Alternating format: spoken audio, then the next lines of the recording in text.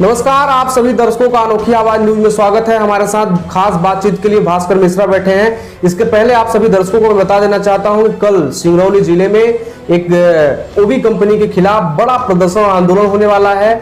और ये आंदोलन इसलिए भी बड़ा है क्योंकि हमें लगता है कि रोजगार को लेकर ये पहला इतना बड़ा आंदोलन है और इसमें मांग ये है कि जो भी स्थानीय लोग हैं उनको रोजगार दिया जाए।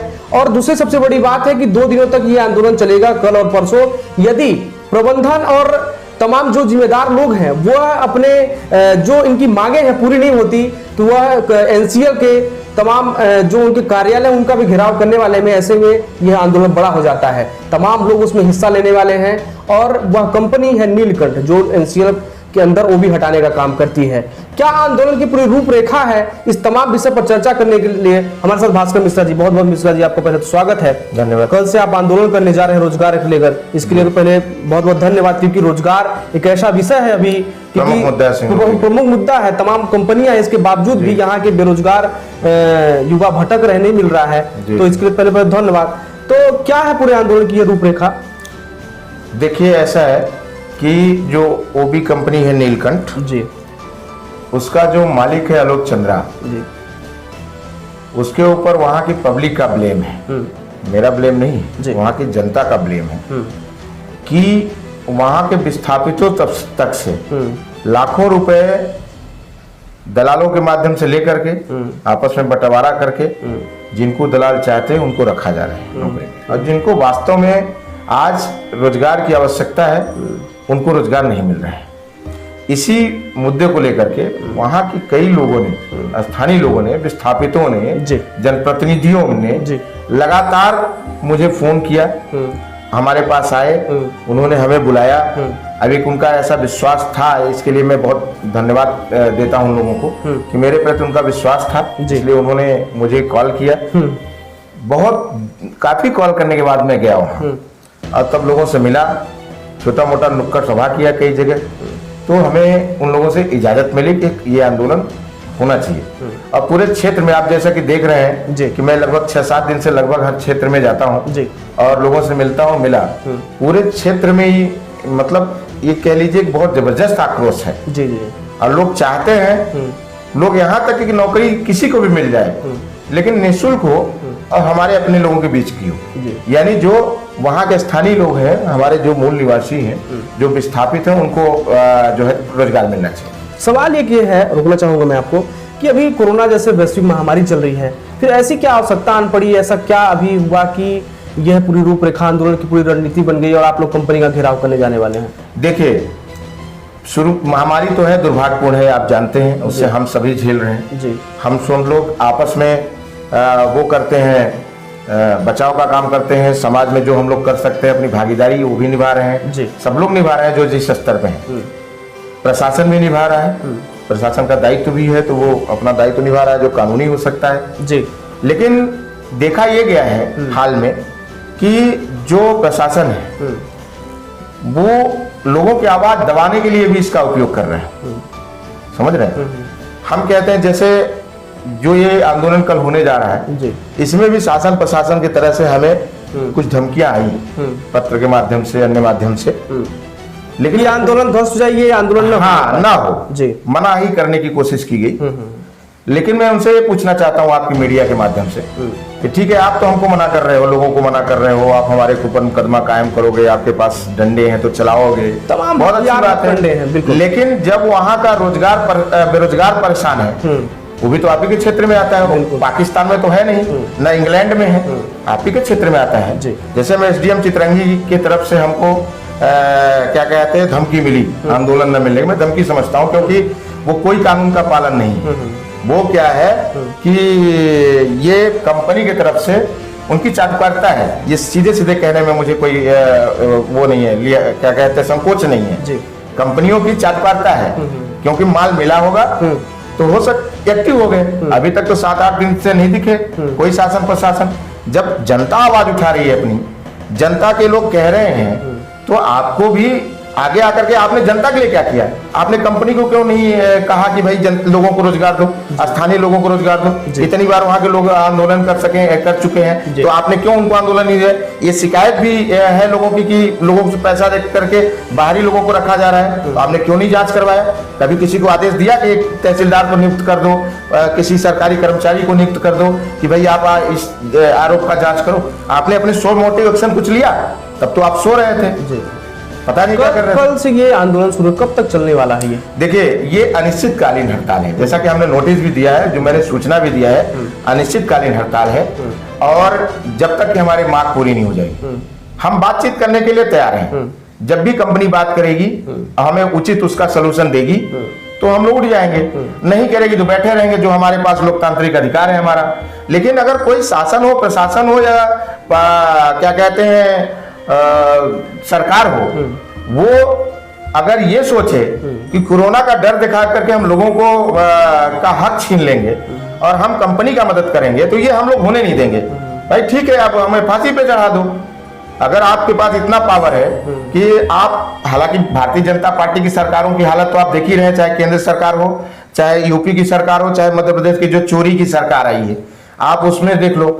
सब लोग क्या, संविधान को और विधान को इनको मानना नहीं है, जनता से इनको कोई मतलब नहीं है। इन प्रकार ने अपनी सरकार बनानी है और तानाशाही चलानी है। बात अभी सरकार के लिए हम लोग जो इस मुद्दे पर चर्चा कर, उस पर ये जो तो प्रशासन भी, मैं ये कह रहा हूँ कि जैसा राजा वैसा उसका हाथ होता है। जब सरकार ऐसी है तो प्रशासन भी तो ऐसे तानाशाही होगा ना। क्या तो मुझे उससे कानून के राज की अपेक्षा कैसे की जा सकती है? आप प्रशासन से क्या अपेक्षा करते हैं, क्या उम्मीदें आपकी हैं? प्रशासन से मैं अपेक्षा करता हूँ कि वो अपना फोर्स दिखाने के बजाय, अपना बल दिखाने की बजाय, अपना नियम कानून दिखाने के बजाय उन जनता के प्रति संवेदना को समझे, ठीक है, और उस जनता का सुने, जनता को रोजगार दिला दे, उन विस्थापितों को सभी को रोजगार दिला दे जो बाहर के लोग आए हैं। और एक चीज और मैं आपसे बताना चाहता हूं, वो जो प्रशासन के लोग हैं और एसडीएम चितरंगी महोदय को, शायद वो कलेक्टर का 1 जून 2018 के कलेक्टर का आदेश शायद उनको पता ही नहीं होगा, उसकी जानकारी ही नहीं होगी। मैं दावे के साथ कह रहा हूं, उसमें साफ साफ लिखा है कि किसी भी कंडीशन में ओबी कंपनियां में 100% नौकरी जो है तो लोगों को दी जाएगी, स्थानीय लोगों की।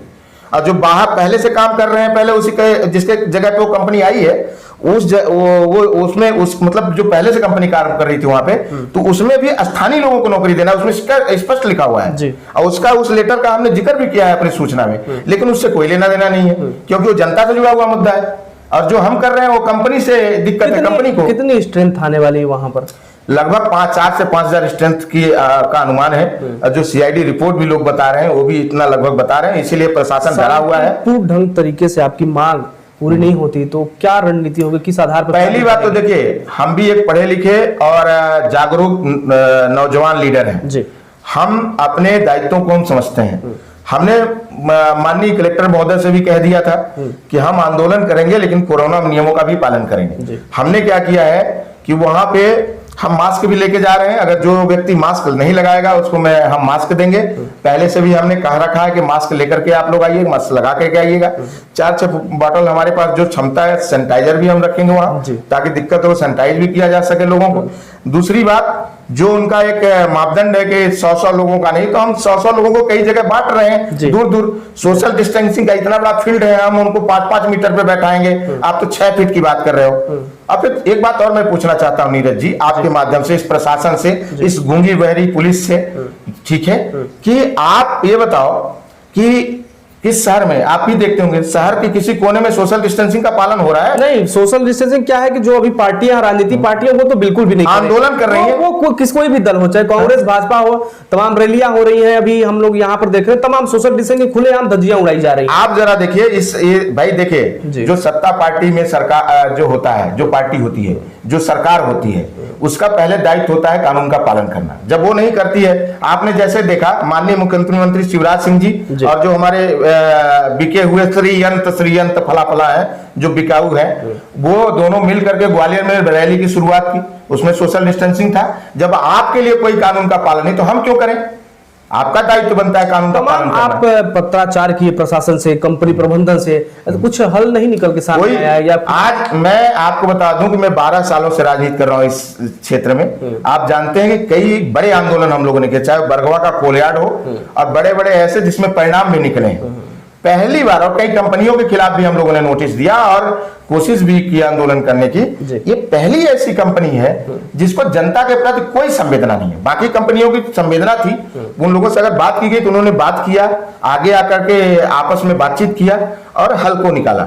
ये कंपनी पहली बार ऐसी कंपनी है कि ये इतनी तानाशाह बनी हुई है, और एनसीएल भी वहां का हमारे समझ में नहीं आ रहा है कि उसको दिमाग नहीं है, उससे भी कोई लेना देना नहीं, उस एनसीएल की तरफ से भी कोई पहल नहीं हुई कि चलो इस मुद्दे को हम लोग सॉर्ट आउट करते हैं। और इसकी वजह हमको जो पता लगा है, दलालों का चंगुल है, दलालों ने भ्रमित कर रखा है। उसी बात पे मैं आ रहा हूँ कि जो आप आंदोलन रणनीति बना रहे हैं, इसमें तमाम तरह के भी सोशल मीडिया में देख रहा था भ्रम भी फैलाए जा रहे हैं, या जो भी हो कि ये सिर्फ अपनी राजनीति रोटी सेकने, अपना उल्लू सीधा करने के लिए भास्कर मिश्रा आंदोलन करना चाह रहे हैं। इसके बाद इस पे आप क्या कहना चाहते हैं? देखिए, अभी हाल में तो कोई चुनाव है नहीं, बिल्कुल, अभी और न तो कोई चुनाव है अभी, पहली बात।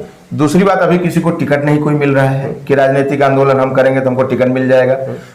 तीसरी बात कि मैं कोई मुख्यमंत्री या मंत्री का लड़का नहीं हूं, मैं एक सामान्य शिक्षक का लड़का हूं, रिटायर्ड शिक्षक का लड़का हूं, एक किसान परिवार से आता हूं, और जहां तक मैं पहुंचा हूं तो मैंने राजनीति में हासिल किया है, ठीक है, मेरा कुछ गया नहीं है। और न तो कोई ऐसा हमारे पास विरासत है कि उसको संभालना हमको बहुत जरूरी है, तो इस तरीके का पटांग काम करना है, समझ रहे हैं। और आज कोविड के समय में हर व्यक्ति को अपने जान प्यारी है अपनी, और मेरे तो छोटे छोटे बच्चे हैं, अगर मुझे कोविड हो जाएगा तो वो बच्चों की भी समस्या हो जाएगी, समझ रहे हैं, तो ये भी भय है। लेकिन इन सब के बावजूद, और आपको ये भी बता दूं कि हमारी जो परिस्थितियां हमने बताया, उसके अतिरिक्त मैं लोकसभा अध्यक्ष था यूथ कांग्रेस का, कोई हमें पहचान बताने की, अपनी पहचान बनाने की जरूरत नहीं है। हम सोशल मीडिया के माध्यम से घर में बैठ के, ईश्वर ने हमको इतनी क्षमता दी है कि हम लोगों की बात करके और लोगों का जो सरकार का विरोध करके तमाम बातों को अपनी बात से करके हम हाईलाइट हो सकते हैं। लेकिन हमें इन हाईलाइट नहीं होना, और आप जैसे जानते भी हैं कि हम पेपर मीडिया से हमेशा दूर रहते हैं, कभी भी हम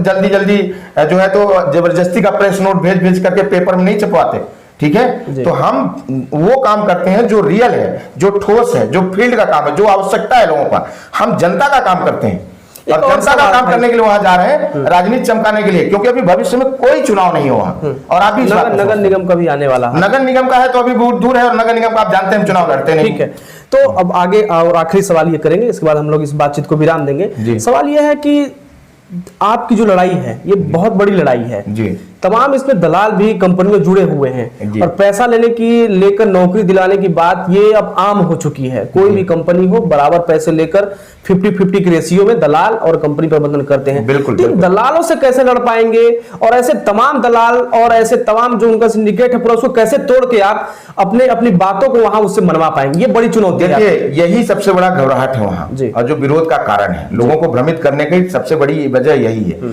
क्योंकि मैं उसमें दो काम कर रहा हूँ। एक तो देखिए, दलालों से मुझे लड़ना नहीं है, क्यों लड़ेंगे हम दलालों से? हम तो कंपनी से लड़ेंगे, अपना हक उससे मांगेंगे जिससे हमारा हक बनता है, दलालों से थोड़ी नहीं बनता है, नंबर एक। नंबर दो, दलालों से हम तब लड़ेंगे जब वहां की पब्लिक कोई सामने आएगी, क्योंकि हमको कई बार लोग फोन करते हैं कि भैया फलाने ने हमारा पैसा ले लिया है और दे नहीं रहे हैं, और नौकरी भी नहीं दिलवाया, तो मैं उनको कहता हूं कि आप लिखित में दो, एफआईआर कराओ। बिल्कुल। और एफआईआर अगर पुलिस नहीं करती है तो हम उनके साथ खड़े होंगे, और पुलिस का घेराव करेंगे, प्रशासन का घेराव करेंगे, उसका विरोध करेंगे। इस तरीके से हम दलालों के सिंडिकेट को तोड़ेंगे।